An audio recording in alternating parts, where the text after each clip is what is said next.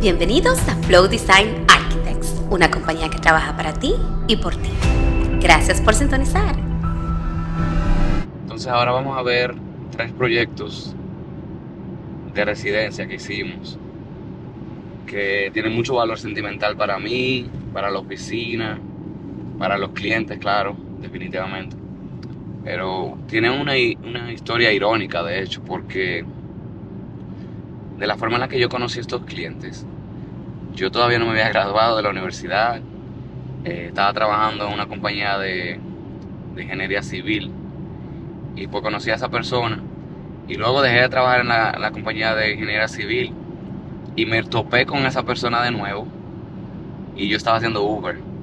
Yo era un Uber driver en ese tiempo. Estaba ya terminando la universidad y ya casi con mi licencia de arquitecto. Y lo conocí a él y a su esposa. Se iban de viaje. Y lo llevé al aeropuerto. Me acuerdo como si fuese hoy. Y le dije que algún día yo voy a tener mi licencia y que algún día yo voy a tener una oficina. Y que algún día, si Dios quiere, vamos a trabajar juntos. Luego poco tiempo pasó y me llama. Y yo creo que fue el año. Y ya yo tenía la licencia. Y ya Flow estaba siendo empezado, ya estaba creciendo, ya estaba caminando. Estábamos en el sótano de donde yo vivía.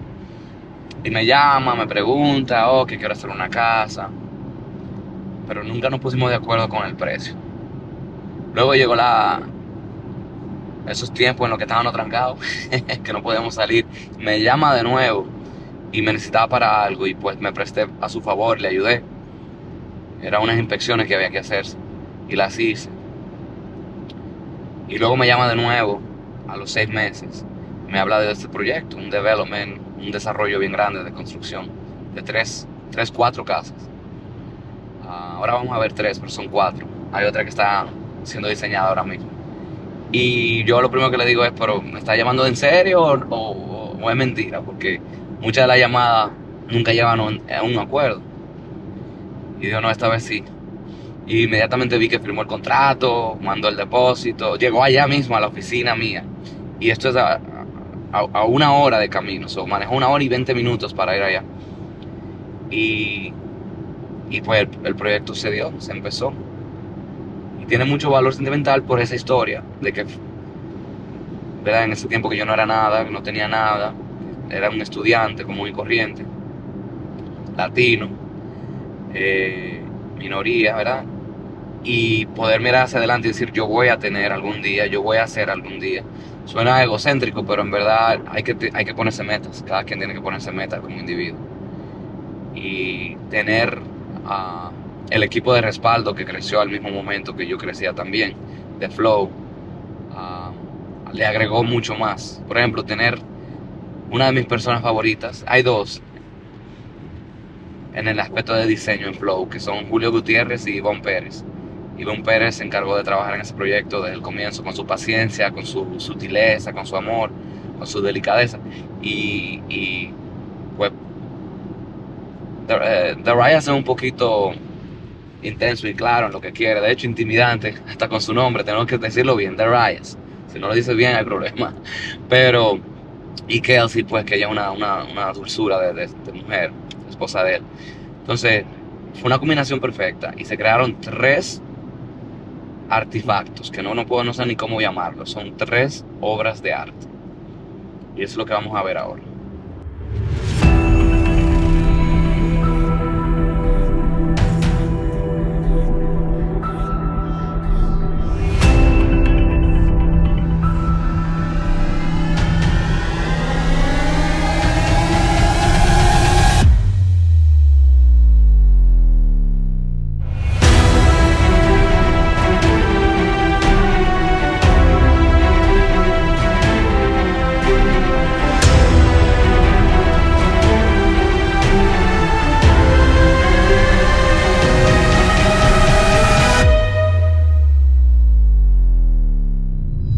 So we spoke about this project. We're gonna now go take a look inside.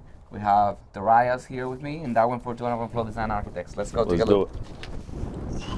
So we're inside this space and as soon as you walk in, double height. Amazing. What do you think, Darius? Floor to ceiling, about 22 feet. Yeah, I mean, we wanted to create that drama. Double doors coming in through the front door. Black on the exterior, black on the interior. Amazing. And then lighting comes all the way through. It flows Correct. all the way through. We have this connection. Clear sight lines going to that quad slider. And then it brings the inside, outside, outside, inside. That's right. You got it. Love that. So, and then this element, which is the Focal point. The focal point is the anchor of the house. People talk a lot about open concept, but this is a different kind of open concept where we have our kitchen, dining, sort of connector between living and dining. Yeah. So, and that's all going all around. You can actually see through it. So that anchor, what was the inspiration for that tone and that color? Well, you want to have a feature wall, but you want to have it be intentional and still be functional for the space. So we wanted to have a fireplace. Yeah, we could have cost-effective way. We'll put it on the exterior wall, straight shot, the direct vented out. But instead, we took it all the way up through the roof, put it to kind of define dining room, living room, but you're still able to marry both spaces with a walk. It is beautiful. Let's take a look at the kitchen. So here we have the golden and black that you mentioned before, and even the stone has the golden texture in it. 100%. So that's beautiful. It's magical how you were able to put it all together and get that, but it comes in and it looks intentional, bold and clear. Yes. I can't think of anything that anybody would need on their kitchen. No, we got the pot filler. You have double ovens, so instead of having them being stacked to left or right, built in, we did a 48-inch range, 2 ovens. I think there's 6 or 7 burners on there. All the good stuff that I don't know how to use. 48-inch range hood, and again, oversized island. It's a 10-foot island. You're able to sit 4 to 5 very comfortably. Let's take a look at the living room. So the living room again, connected by this fireplace. Correct. Everything put together around this very big fireplace. Correct. The openings are still very generous. It's not like a little window opening or door opening. It's all the way floor to ceiling. Far beyond the minimum. Wow. So here you can just enjoy watching the Patriots play. Nice space. 100%. Feature wall. Natural light comes in. Having a private conversation. We were talking before about how each space is intentional. Yes. Each space has its own moment, its own story to tell, and sound travels through, but it still flows and it's not distracting. Yeah. Like you could be watching a game here, it doesn't matter. Semi-private, a lot of windows to bring in a lot of natural light. But again, if you want to entertain here, and then you want to go into the dining room or in the kitchen, it just really works and it has that nice flow. You asked me what my favorite part of the house was earlier, but what's your favorite part of the house? All of it. That my name's attached to it. That's my favorite part. I love that. I love that. I actually love the basement, honestly, to tell you. You the love truth. the basement? Love the basement. It's not your typical basement. It's such a weird thing. He loves the basement. We probably need to go take a We're look going at the to see the basement. basement, yes. Yeah, yes. we should probably go. But let's go up also and enjoy more of how that process of going upstairs. It does feel like a sort of a bridge, right? Right. You see that connector between this space Correct. and this space. Nice, beautiful lights. Beautiful lights. Oh my goodness, those are. And just the detail on the craftsmanship, right? So we could have just went with a straight, for this arm rail similar to this, but you want to use the goosenecks, and make sure you marry that on both sides. That's And right. Same thing here. So all those little small details that go all the distance,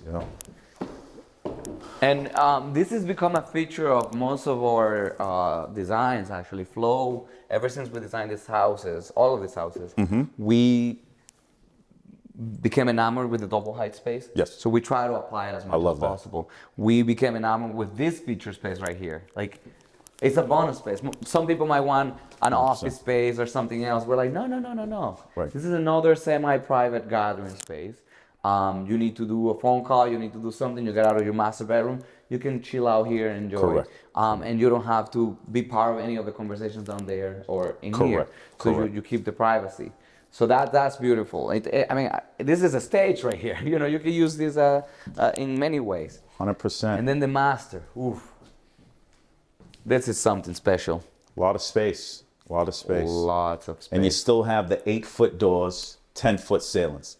Typically, you wouldn't see that on the second floor, right? They'll scale it back, they'll scale it down. But that's not really the intent and direction we wanted with this. We wanted to carry that drama all throughout the house, all throughout the building. Really tall doors and ceilings that bring in all the light, and that's my favorite part of the house. Right. Light, how the light moves all around, the sun sets on the way there, spacious master, Yes. generous closets. I mean, the closet you could live Closet behind. on that side, Yeah. and then you also have French doors. French doors into your shower, which has a his and her shower head Oh, look at as this! well. Look at this! Look at this! Look at this!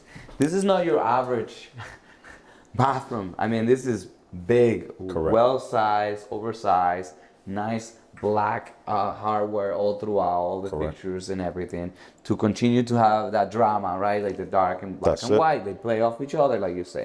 And then we have the privacy of the toilet, which is not the first thing you want to see. So you have it the perfect spot so that you don't have to worry about it. But this is super spacious, super friendly, and exactly what you wanted to build, a community like this. I mean, this is again, has your name attached to it. We're excited about it. How many bedrooms we have upstairs? You have 4 bedrooms total.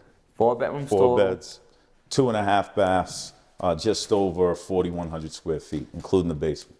Wow. And you like the basement so much. Why do you like the basement so much? You want Well, we're absolutely going to take you down there. But I love the basement because it's not typical. You would never see it finished in this fashion. And we tried a new product. First time we ever tried it, and it's outstanding, and I love it. Yeah. And I don't see want on to speak too Instagram much. you're posting You that did see it? every day. Okay. I'm like, he's crazy about these things, and I want to put this everywhere now. So let's go downstairs. Let's show you the basement. Yeah, let's see.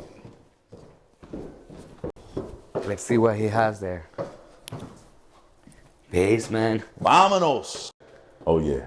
Oh my goodness. This is my favorite space. This is my domain. If this was my house, this is where I would be, right? So you want to entertain. Again, we know that it's in the basement, so I didn't want to have a lot of the dark contrast, right? We want to keep it light and bright. So light floors. This is an epoxy floor, seamless, no seams. This isn't tile. It isn't marble. It's just an epoxy that's finished to look like a marble. And if there was ever any water issues, just a squeegee and it goes away, just like that. So it reminds me of the stonework that we have for Correct. the kitchen and all that. Correct. And how is this done? It's something that's applied and treated. It's like an 100%. art piece, right? Like it's 100%. So it's you could never really make it again. It will never look exactly like this because it's, again, the flow, right? You let the stuff go exactly how it wants to go. It's a stage. They grind it down. After they grind it, then they come and put a waterproof membrane on top. Then it's multiple metallic colors that they then swirl in. And it's like a 4 or 5 day process. So this right here makes the space. Yes. And also the ceilings are pretty good here too. What do we have for ceilings? So again, going back to what we talked about earlier, right? So if we did the beam pocket, the ceiling from here to here would have been probably 6, 7, and that really wouldn't have made the spaces spacious and as open as it is right now. But roughly 8 feet, so Not bad. give or take, for a basement. So this could be a whole entertainment space. I mean, you could put your pool table, you could put a mini bar, you can have all that stuff in here, and it looks great. Have access to the outside too? So if you remember on the original plan, right? The original plan, this was actually supposed to be, the exterior door was going to be here, and that was going to be open to the elements. And I said, no, I don't want to do that. And again, that was my idea, but I said, I don't want to do that because I don't want to deal with water issues. I don't want to have to, this is New England. This is an exterior door, snow falling, all that's going to be in here. Water's going to ultimately penetrate in the basement. Wow. So we created a doghouse, finished another separate stairs. This year, means of egress to get up to the pool that hopefully they put in once they purchase it. This is beautiful. Yeah. This is beautiful. You right now, I see why you love it so much. Now you It's get just peace, light, softness. Yeah. You can furnish this in any way you want. It's gonna look great anyway. So this is beautiful. The man cave. That's right. All right, so here we are. One of the projects that we were fortunate to work on. My name is Darguin Fortuna, and I'm one of the principals of Flow Design Architects. And I am here with somebody that doesn't need introduction, but go ahead and introduce The yourself. man, the myth, the legend, Darius Gregory with Gregory Investment Group. Certainly glad to have you here this afternoon. Welcome to mi casa. Yeah, I love it. So let's talk a little bit about the journey to get to this project. So I know, and we can go way back. We met when I was at school. I was a student working at one of those civil engineering companies, and we connected. And I don't know if you remember that project in Salem, right? I do. It's been a long journey, man. I mean, it seems like it was just yesterday, but it was 5, 6 years ago. you were still, I believe you were still in school at that point. I was. I don't know what institution you were in, but Yeah. doesn't really matter. But you were basically doing the floor plans for, I believe it was, fill in the blank. Who's the guy that? Errol Marini. Yeah, the crook. Yeah. I hate that guy. I know. You can't love all of us, right? So, but at that time, I'll tell you the things that I picked up from you, and the team, your team. You guys are so ambitious. You guys have a clear vision for what it is that you're looking for. Even if you don't know exactly how to get there, you have a clear path. So that project, and that was early on.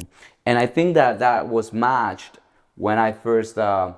I saw you after a little while. We didn't connecting anything, and I picked you up, and I was your Uber driver. Remember? The irony in that, right? Yeah. So at that time, I remember I had like business cards, and I was telling you I'm getting this flow thing going, and you're like, oh, we'll talk, and we tried several times to connect. The numbers didn't work out. The deals didn't work out, and then on this one you called me, and I knew you were 100%. Working with me because you showed up the next day with a signed contract and a deposit. Money and so. Oh yeah. That's how you know I'm official and it's ready to get it done. So on that end, I immediately was like, wow, this is ambitious. So three houses, actually 4 houses, right? And we're in one of them right now. And we got grinding, we got going. But you came with a real clear picture for what it is that you wanted. And, the team, Ivonne, Perez, Julio, Gutierrez, all of us working on that. But tell me about your experience, and then we'll talk exactly about what we have right here, right? Well, we kind of alluded to it earlier, right? So the journey it started off with fix and flips. That was kind of my comfort zone. That's where I felt comfortable. That particular project was a 2-family condo conversion, complete gut. We went in there. I think we had allotted maybe like $400,000 for that renovation. Ended up being 20% higher than that. Wow. But at the time, the market was so strong, we were able to still realize a generous return at the end of the day when the 2 condos were conveyed. Fast forward, sitting down at the table, I was residing in Salem, and I said, "Hey, Kels, we could build a house easy for our family like that. Like that's okay, but that's not real ambitious. It's not really what." Putting my kind of stamp on it. So I'm like, why don't we build a house for us, but do it in a community, within a community, name the street after us, and start to build our legacy. Wait a minute. You're telling me that all of those things that you said that back then? Yes, 100%. And it was just being fearless, seeing the vision, willing to execute the vision. And when somebody tells you no, you figure out a way that you can get them to tell you yes. And there was a lot of that. I could start with when we first bought this house, we sold a house that we renovated beautifully in Salem, moved here. My wife's hometown is North Attleboro. So it made sense to set up shop. But I saw this opportunity, 10 acres, single family house, built in 94, preliminary approvals to do a 5-unit subdivision, 5-home subdivision. I'm like, this is exactly what we're talking about. This is it right here. Let's do it. So deep negotiations back and forth. We were able to get it as is. And it's all public record, right? So we bought it for $630. That's right. The market has appreciated since then. Went through the whole approval process. Took about 2.5 to 3 years, believe it or not, to get through approvals. There was tons of speed bumps. We dealt with the Natural Heritage and Endangered Species Division for the state because we have threatened species that were in their priority habitats. So there were tons of hurdles. We had to jump over that. But finally, we got our comprehensive management permit. We were able to start erecting and building, and hence now we're standing in the first build, 10 Gregory Way, and feels great. Yeah, so wow, that was quick. It just shows how clear the path has been and the purpose, because you remember every single detail of that. So when you called me, you had already gone through a lot. Mm-hmm. So it wasn't like or nay. You were like, we're gonna work together. And I remember I picked up the phone and saying, "Is this going to be a deal? We're gonna get out of here with a deal." That was the way. Right. We're gonna design those houses together. and that's it. You know, this is the last call that I have with you where we don't walk out with. Although we did something else in Swamps. We have, but it wasn't the same scale, right? No, It's all small things here and there. You know, it's kind of like, you know, specialty. Like, hey, I need you to serve for construction administration because the building inspector doesn't want to do his job because we're in the midst of COVID. So you were able to fill that. That's void. right. That's right. You know, but again, this was kind of like, it goes back, right? So you know what you know who you know. And when you get comfortable, you don't necessarily want to branch out and take a risk, especially in this industry where it's like sometimes people can say they're going to deliver, they don't necessarily deliver, right? So I didn't know fully if this was in your scope and if you would be able to hit it out of the park. And 100% you did. And I knew that spot on after this build. And that's why you have my business today and moving forward. Yeah, so, but it was a journey for all of us too, because I'll tell you, this is the biggest like endeavor for us, for Flow, honestly. I mean, when it comes to build outs, you know, like we've done 18 unit buildings and things like that. We've done 12 unit buildings, but each house has its own world and there's all these details, right? Oftentimes those big developments where you have apartments and things like that, it's copy and paste. It's the same thing, pretty much the same layout. This one's, each house was to be different in every way possible and have its own charm and touch. Every one of them, we didn't just copy and paste the plan. Correct. You know, there were foundation blueprints that we have to comply with and tweak them to still give this, you know, the life that it has right now, which you guys will see through every aspect, you know, the facade, the touches with the stone, all of those elements.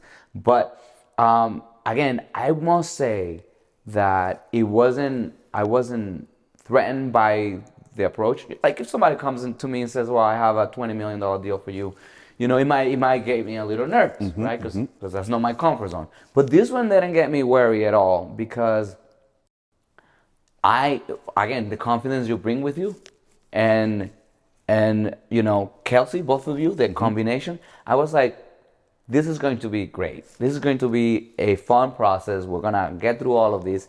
They know the kind of windows they like. They know the ceiling height. I mean, you had, you know, and we have a 4-step process, but you really had every one of those elements from the 4-step process already thought out. Yeah. Step 1, existing. Well, the existing is the foundation. Here it is. And here's all the survey plans. Right. Then step 2, envision. Here is exactly what we want and how we want it.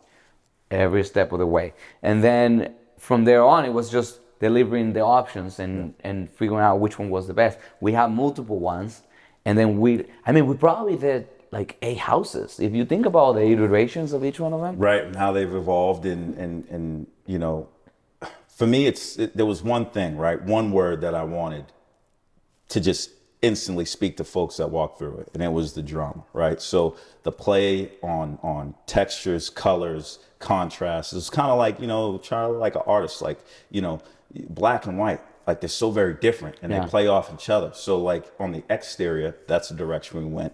And then we wanted to bring that on the interior as well, but then have some other colors like gold to kind of, you know, off play it. Some folks say it's very bold. Black appliances, 100% bold. Yeah. But as long as it's tasteful and you pick the right colors to give you balance and that contrast, it works every time. So that part, again, all of that clarity of purpose and playing with it. And I know you have fun even picking the finishes, going to different places in Boston and making sure that all of that look good. So, but tell me about the process of building it. I mean, you said all you've done was flips. Yep. We have full guts, things like that. You didn't have to deal with foundations and full framing of a whole building, exterior framing. Yeah. So how was that? How was that for you? Yeah, so I guess I wasn't as concise, right? So this wasn't my first new construction project. That would be absolutely like insane to try to jump out and build, you know, a 5-lot subdivision for your first new construction project. So I originally started doing the fix and flips. Then I migrated to new construction. The first house I ever built was 73 Andover Street in Peabody.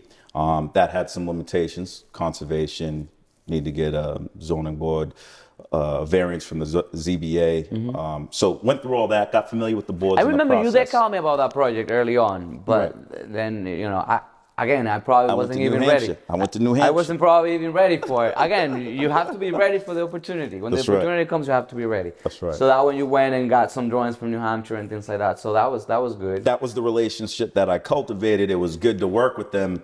You know, but that's kind of where I got my feet wet. And I'm like, all right, you can fix and flip, but there's tons of unknowns.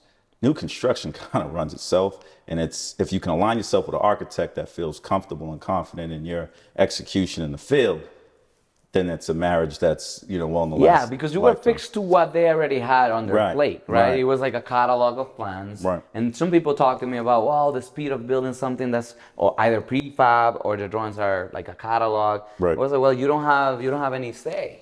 Really, you don't, Right. right? In this one, for instance, you had all the freedom of everything. Yeah. Not only dress it up and make it the colors you want. Right. Every space has its own vision, its own purpose, and is thought out, right? So that's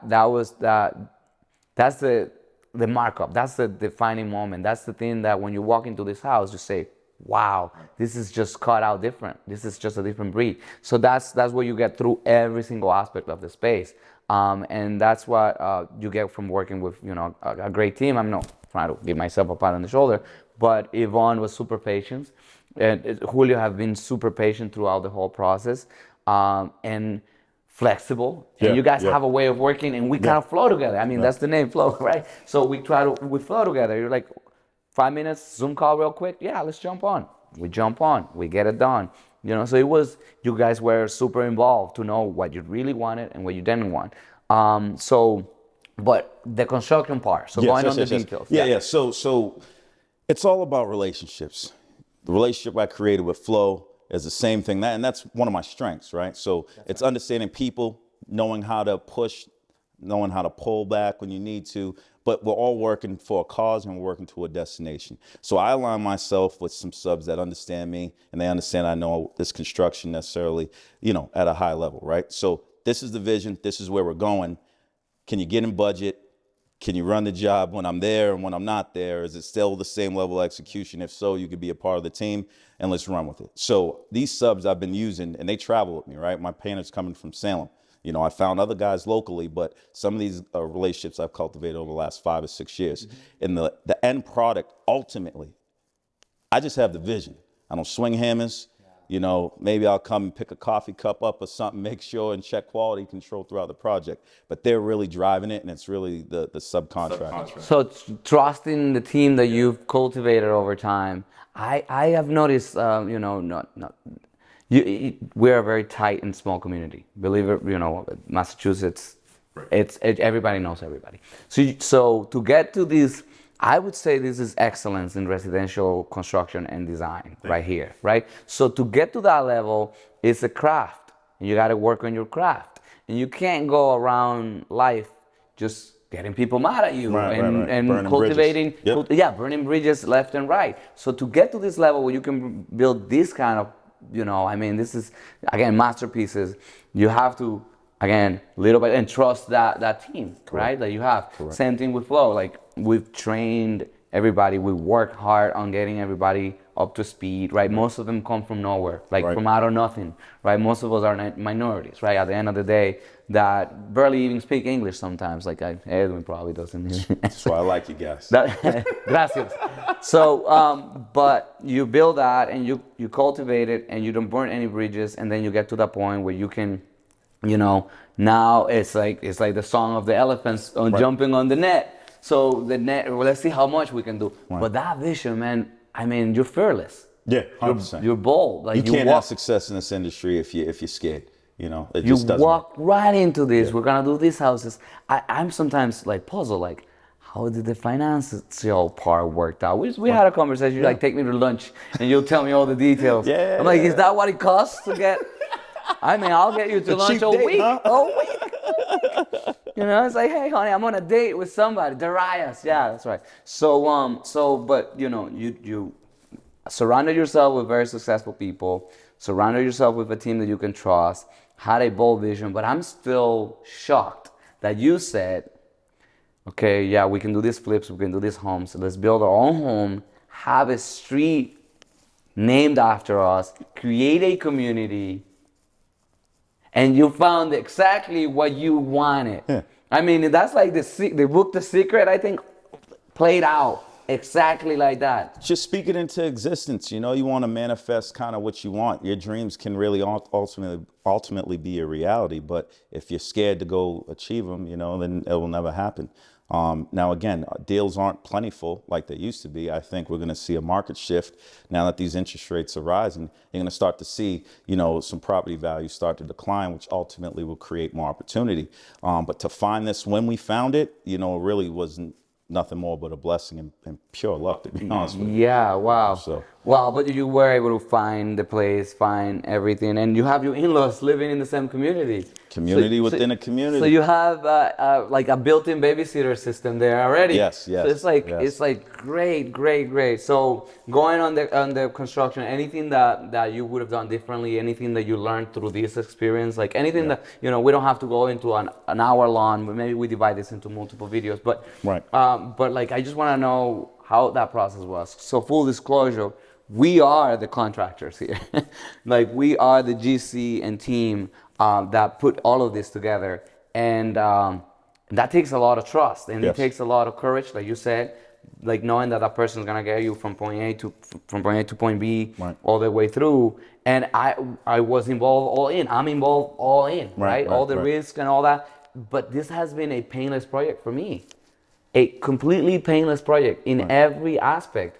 I don't know what I attribute that to, like great plans. Well, the plans needed to be worked out too, for the lumber, for the pricing. Yeah. So I don't know what I guess it's the team, right? Like that's probably what I mean, I kind of talked about this, you know, offline. It was just, you know, the house is perfectly imperfect, right? Yeah. Everything's man-made, everything's done with hands, even from the architectural standpoint. So are there some minor tweaks that need to happen in the field? Absolutely. But that's the beauty, right, of a spec build versus building for a customer or a building for a homeowner, right? Because the client's not here. The end buyer, whoever we're going to convey this property to, they don't know what originally we were supposed to do and then how we deviated that in the field and on the plans to the final build. So they got, this is their perfect product. Exactly. Yeah, they got it. This is all they know. You got exactly what you wanted. Exactly. Exactly, man. So there wasn't even deviating from an initial path. It was a fluid, creative process. Yeah. Of taking and putting, and that doesn't end. A lot of people think that it ends when you draw it. It doesn't end. It hasn't ended yet. Just the flow, like a river flows, you know, goes where it goes. I like that. So, but any major things that you never even told me, like that you never called me about, anything that you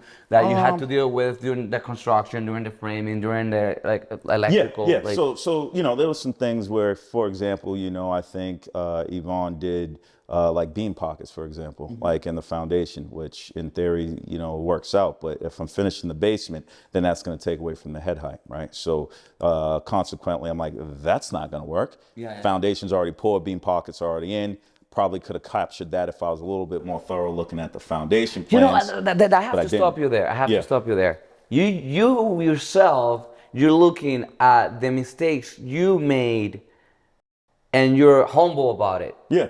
You know, like, there I is, like, from when I first met you all the way through now, because I saw you, like, I saw where you started. But if I had met you now, I'll be like, oh, this guy's just a cocky dude that thinks he's the best. But actually, you're thorough, you know what you know and what you don't know, you seek help where you need it, and you're humble to say, in hindsight, I should have done it this way instead. And like, some people are just right, and people think I am like that. I'm not like that at all, too, because that's the only way you can become successful, fixing the mistakes. So you notice that those pockets were there, and you probably would have thought of that. Yeah. Ask me this: when I figured out that there was a problem, what do you think I said? I didn't call Darwin. Hey man, there's a problem here. There's a problem. I said no, and every contractor knows this. I'm not about problems.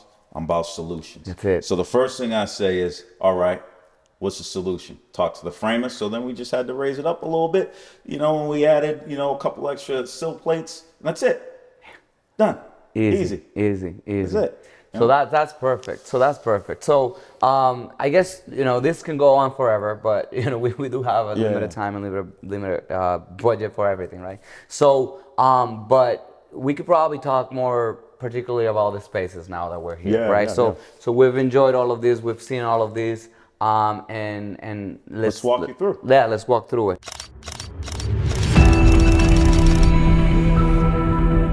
Welcome to Flow Design Architects, a company that works with you and for you.